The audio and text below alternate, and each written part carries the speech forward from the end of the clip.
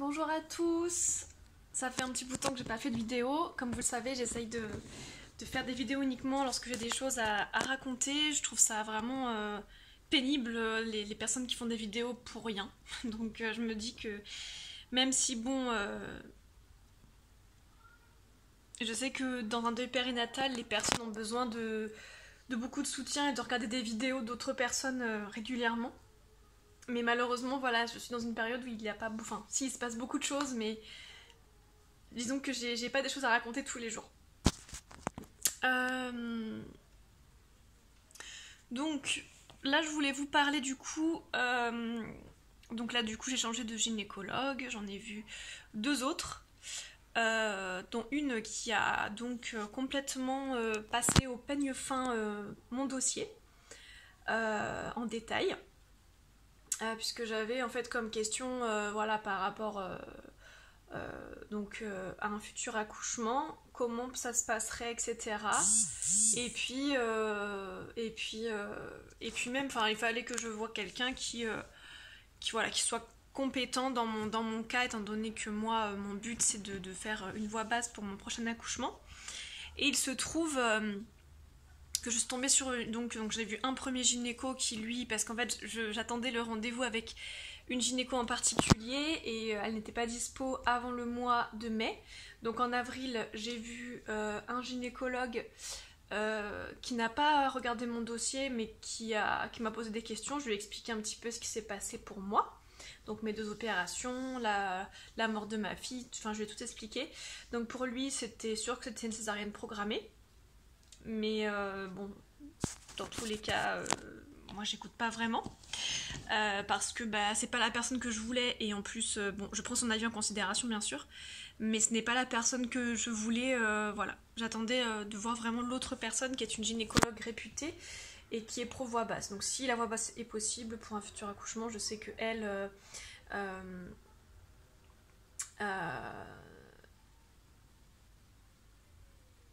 voilà, je savais que elle au moins, même si je savais que si vraiment la voix basse était impossible, elle me le dirait. Et voilà. Donc du coup je l'ai rencontrée au mois de mai. Excusez-moi, j'essaie de tout remettre dans mon cerveau, c'est pas forcément évident. Donc au mois de mai je l'ai rencontrée. Elle a passé 1 heure sur mon dossier. Je crois que personne n'a fait ça avant. Elle a passé 1 heure sur mon dossier, voilà. Donc voilà, donc pour elle c'est sûr que pour un futur accouchement ce sera forcément une césarienne programmée. Sur le moment c'est tous mes rêves qui se sont effondrés. Parce que pour moi c'est pas un accouchement, une césarienne programmée. Et donc j'ai passé des moments très très durs. En plus elle a remis en question pas mal de choses. Donc ça a été très compliqué pour moi. Mais elle a eu raison de le faire de toute façon. Donc elle a tout relu en détail mon dossier. Un truc que je n'avais pas forcément fait attention dans mon dossier, c'est que l'hôpital dans lequel j'ai accouché de ma fille, on notait qu'il n'y avait pas en fait qu'il n'y avait plus de mouvement fœtal depuis la veille au soir, ce qui est complètement faux, puisque j'ai mes contractions qui pour moi étaient des contractions de pré-travail, sauf qu'a priori d'après mon gynéco de l'époque c'était des contractions de rejet. Et du coup en fait voilà, et ils ont marqué ça alors que je leur ai jamais dit ça. Je leur ai dit que la veille au soir j'avais eu des contractions et qu'ensuite je sentais ma fille très dure dans mon ventre, avec mon utérus dur aussi, parce que c'est normal, je venais d'avoir des contractions, mais je ne leur ai jamais dit qu'il n'y avait pas de mouvement fœtal la veille au soir. Donc je pense qu'ils ont noté ça pour se protéger. Donc ça j'avoue que j'ai pas du tout apprécié. En fait si vous voulez elle a tout relu devant moi. Et quand elle a lu ça...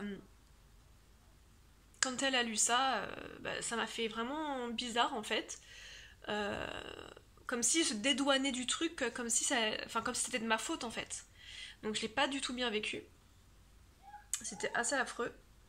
Et le pire du pire, c'est que donc... le pire du pire. Un des deux trucs pires. Donc la toute première gynécologue que j'ai eue quand j'étais enceinte de ma fille, elle était d'avis que je tombe enceinte avec le fibrome que j'avais à l'époque. Et j'avais donc rencontré un deuxième gynécologue à l'époque pour avoir son avis, qui lui m'avait dit que j'avais rencontré avant de tomber enceinte, pour pouvoir prévoir un petit peu, qui lui m'avait dit qu'il préférait d'abord que j'enlève le fibrome et après que je tombe enceinte. Donc moi, il fallait que je jongle avec ces deux avis d'avis de professionnels gynécologues, qui sont des personnes très reconnues, et je devais jongler avec ça. Et comme à l'époque, c'était la gynéco qui me suivait, qui pour moi avait le plus de...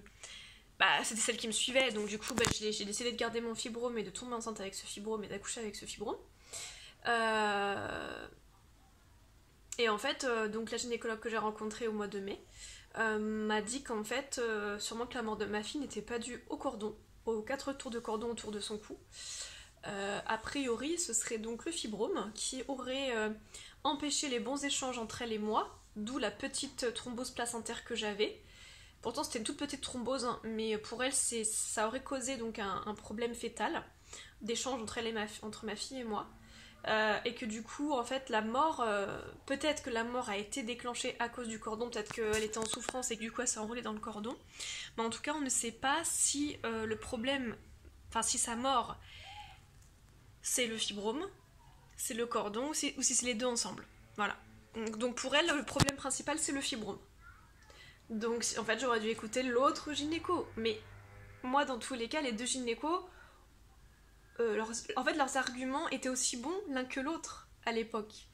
Donc c'est vrai que, au final, dans tous les cas, il n'y avait pas de bonne solution. Peut-être que si j'avais fait enlever mon fibrome à l'époque, que j'étais tombée enceinte après, il y aurait peut-être eu des complications à l'accouchement ou pendant la césarienne. On n'en sait rien. On n'en sait rien. Donc ça a remué énormément de choses. Et quand je lui ai dit que donc la première gynécologue que j'avais au tout début de ma grossesse pour Orlan m'a annoncé à 2 mois et demi qu'elle voulait me faire une césarienne programmée, que moi j'avais pas du tout accepté à l'époque étant donné que pour moi elle laissait pas de chance à une voix basse et que elle me disait même pas que c'était dû à l'opération mais que c'était dû au fibrome et qu'il fallait éviter.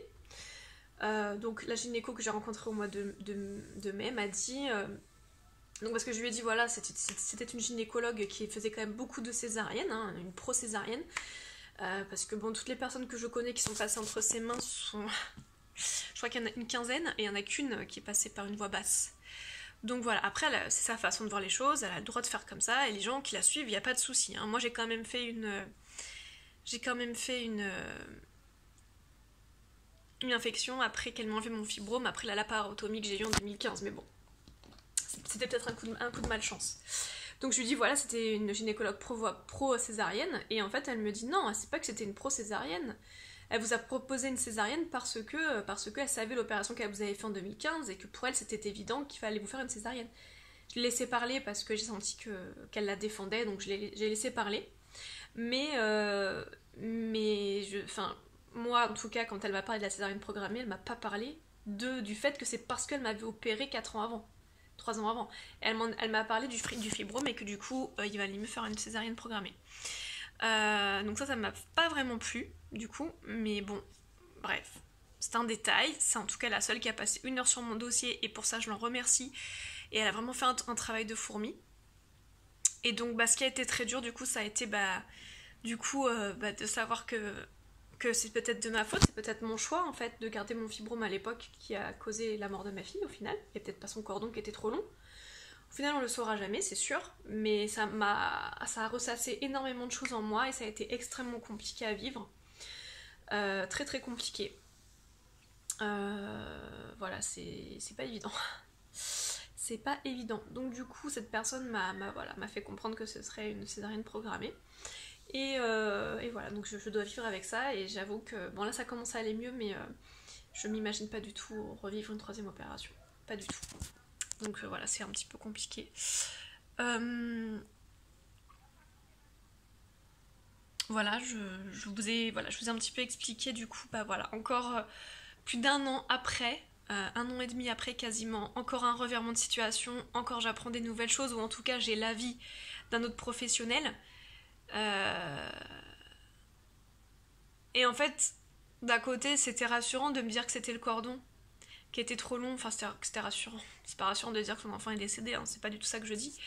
Mais c'était, voilà, au moins j'avais une piste sur l'idée de sa mort et je pouvais visualiser et comprendre. Et me dire, voilà, c'est comme ça qu'elle est décédée. Maintenant, ça remet tout en question.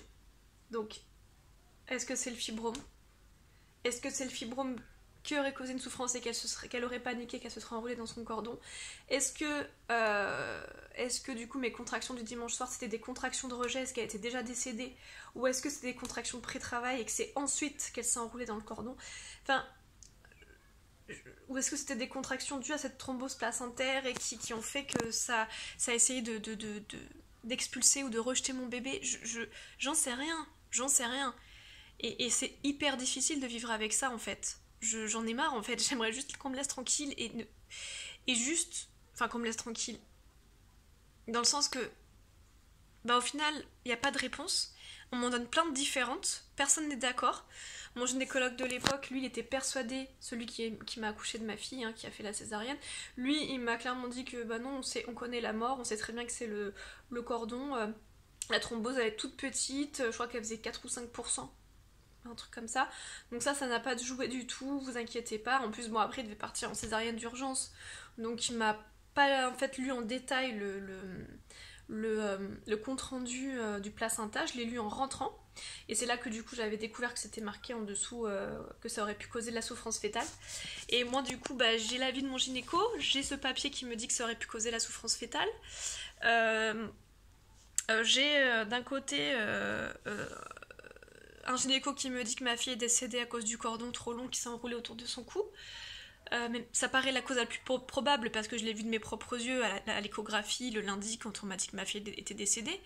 Mais en même temps, on ne sait pas ce qui aurait pu se passer d'autre, on ne voit pas ce qui se passe dans le corps, donc dans l'utérus. Donc du coup, c'est hyper frustrant. Franchement, là, je vous avoue, j'ai vécu des moments très compliqués. Et honnêtement, je me suis sentie dans des émotions tellement noire que je savais que dans les 3 ans après un deuil périnatal, il faut surveiller parce qu'on peut partir en dépression. Mais là, honnêtement, j'ai vraiment cru que j'allais partir en dépression. Et là, à l'heure actuelle où je vous parle aujourd'hui, ça va pas du tout non plus. Donc il y a des jours où ça va, où j'accepte. Il y a des jours où j'accepte pas, où j'arrive pas à concevoir de pas savoir. La culpabilité est donc revenue puisque quand elle a décortiqué tout mon dossier en détail, et d'un côté je la remercie, attention, hein, je ne critique pas ce qu'elle a fait, hein, absolument pas, au contraire, je me permettrai pas, c'est une professionnelle de santé et puis voilà, et puis ça a été la seule à prendre mon dossier autant en compte et à prendre autant de temps pour moi. Depuis la mort de ma fille, c'est la seule personne qui l'a fait, donc voilà. Mais c'est vrai que du coup tout l'avis qu'elle m'a donné, tout son avis professionnel, en plus d'après ce que j'ai compris, elle est vraiment professionnelle par rapport au fibrome, elle a l'air de bien s'y connaître. Voilà, elle avait derrière elle plein de dessins de fibrome, d'emplacement de fibrome sur l'utérus, voilà, et elle a vraiment analysé tout le dossier avant de me donner son avis. C'est pas juste ah il vous est arrivé ça, ok césarienne programmée, non, là il y a vraiment tout un truc derrière qui fait que. Donc en fait je peux pas en vouloir à ma première gynéco parce que son avis était fondé. Je peux pas en vouloir au deuxième gynéco que j'ai vu avant de tomber enceinte, son avis était fondé aussi. En fait, il y avait autant de 50-50 dans les deux cas, il y avait autant de choses, il y avait peut-être un peu plus de mauvaises choses si je faisais enlever le fibrome avant, et c'est pour ça du coup que j'ai décidé de garder mon fibrome, à l'époque où je suis tombée enceinte. Mais je veux dire, moi, avant de tomber enceinte, j'ai vraiment réfléchi. Avec mon mari, on a vraiment réfléchi, on s'est dit, bon, alors qu'est-ce qu'on fait, fibrome, on l'enlève pas. On a vraiment réfléchi au mieux, enfin, à ce qui nous semblait le mieux. Avant que je tombe enceinte, on n'a pas fait n'importe quoi, on s'est pas dit allez on s'en fout, allez, mais la petite graine, non, nous déjà comme vous le savez, nous c'est un seul enfant, voilà, qu'on veut, pour une question d'écologie et pour une question, voilà, aussi personnelle, mais je veux dire voilà, on a vraiment réfléchi, et tu te dis voilà, tu fais tout, tu réfléchis, et malgré tout, tes choix ont peut-être eu une conséquence sur la vie de ta fille, quoi, c'est quand même impressionnant. Et ensuite, donc il n'y a pas longtemps aussi, la date en fait de la césarienne programmée que voulait me donner ma première gynécologue quand j'étais enceinte de 2 mois et demi. En fait, mon mari m'a reparlé de ça et lui il se rappelait de la date que la gynécologue avait donnée. Sauf que moi je m'en rappelais absolument pas. Elle avait parlé a priori du 22 février. Donc même si les raisons pour lesquelles elle voulait me faire la césarienne programmée étaient pour moi pas du tout plausible, et puis surtout, enfin moi je voulais laisser une chance à la voix basse. Donc en fait, si je prends ça en considération, ça voudrait dire que du coup ma fille à l'heure actuelle serait peut-être, parce qu'après j'aurais pu avoir un accident en partant à un rendez-vous pour aller voir cette gynécologue, il aurait pu se passer 1 million de choses entre temps, elle aurait pu aussi décaler la date de la césarienne. Donc ça veut dire que si on avait fait une césarienne programmée au 22 février, j'aurais sûrement ma fille vivante dans les bras. Ou pas, peut-être qu'elle aurait été handicapée à cause de la thrombose placentaire, peut-être que... voilà, enfin, on sait pas, mais voilà, il y a quand même des chances que si j'avais écouté ma première gynécologue, ma fille serait dans mes bras à l'heure actuelle. Donc, ça fait culpabiliser, ça fait se poser beaucoup de questions. Et surtout, ce que je comprends pas du coup, c'est que à l'hôpital où je suis allée après, ils ont fait quand même une... Voilà, ils se sont tous regroupés, tous les gynécologues de l'hôpital, vous savez, ils font des réunions, je sais plus le terme exact pour parler des cas particuliers. Et moi, donc, quand ils ont fait cette réunion, ils ont dit « Ok, on laisse une chance à la voix basse, on attend de voir par contre à la fin de la grossesse. » Et comme à la fin de la grossesse, tout allait bien, mon fibrome ne posait pas de problème, ma fille descendait bien au fond, elle avait réussi à pousser le fibrome avec sa tête et qu'elle était engagée. C'est pour ça aussi que lors du dernier rendez-vous, le 20 février, le dernier rendez-vous, j'ai vu ma fille vivante lors d'une écho, et bien tout allait bien et on ne s'inquiétait pas. Voilà. Donc, si vous voulez... Voilà, tellement d'avis différents entre ma première gynécologue, qui m'a parlé d'une césarienne programmée à 2 mois et demi, les gynécologues que j'ai eu ensuite dans le deuxième hôpital, qui eux m'ont dit, dès le début m'ont dit, peut-être qu'on fera une césarienne, peut-être qu'on fera une voix basse, c'est trop tôt pour le dire, il faut attendre la fin de la grossesse. Et moi ça me convenait beaucoup plus, puisque comment on peut décider d'une césarienne programmée en tout début de grossesse comme ça à 2 mois et demi, enfin... C'est hardcore quand même, et puis même psychologiquement, j'étais pas du tout prête à entendre ça, et puis même, enfin, c'était étrange. Et eux, en fait, pour eux, c'était, voilà. Donc, est-ce que je dois leur en vouloir à eux? Est-ce que je dois en vouloir à qui je dois en vouloir, en fait? En fait, je peux en vouloir à personne, puisque tout le monde a fait son boulot. Tout le monde a fait son boulot dans le sens qu'il pensait être le bon. Donc, en fait, la culpabilité, bah, elle me revient à moi, parce que c'était ma fille, parce que c'était ma responsabilité. Et que même si j'ai cru faire bien, peut-être que j'ai mal fait. Je ne saurais jamais. Voilà. Beaucoup de mamans ont des histoires très différentes de la mienne et ont des raisons de décès souvent très bien connues. La plupart en tout cas, on connaît la mort, on connaît la raison de la mort et la culpabilité s'en va quand même vite, puisqu'on connaît la raison de la mort et que, bah, de toute façon, dans la plupart des cas, clairement, c'est pas du tout la faute de la maman. Mais moi, dans mon cas, au final, bah, vu qu'on sait pas, bah, la culpabilité, bah, elle est revenue en fait. Donc voilà, après, je sais au fond de moi que c'est pas de ma faute. Mais c'est plus fort que moi, parce que comme ma fille c'est ma responsabilité, c'était, voilà, en tant que parent, tu es responsable de ton enfant même s'il est dans ton ventre, et bah forcément tu t'en veux. Et si vous voulez, cette culpabilité elle est en train de me ronger, et c'est très compliqué, et je sais pas du tout comment je vais faire dans le futur. Il va vraiment falloir que je fasse un gros travail sur moi-même. S'il faut que je retourne voir un psy, j'irai voir un psy. Je sais pas, enfin en tout cas je vais faire ce qu'il faut, mais c'est vrai que c'est fatigant. Au bout d'un an et demi, j'aurais pas pensé avoir ce genre de sentiments, avoir ce genre de sensations et... Enfin, j'ai l'impression que je serais jamais en paix en fait, et c'est très dur. Voilà. Bon bah écoutez, je vais vous laisser là, et puis je vous reparlerai quand il y aura du nouveau, ou quand j'aurai besoin. Et si vous avez besoin de me parler, n'hésitez pas. Mon Facebook perso, c'est Amanda PA. Les 2 lettres, PA. Voilà. Je vous fais des bisous. À bientôt.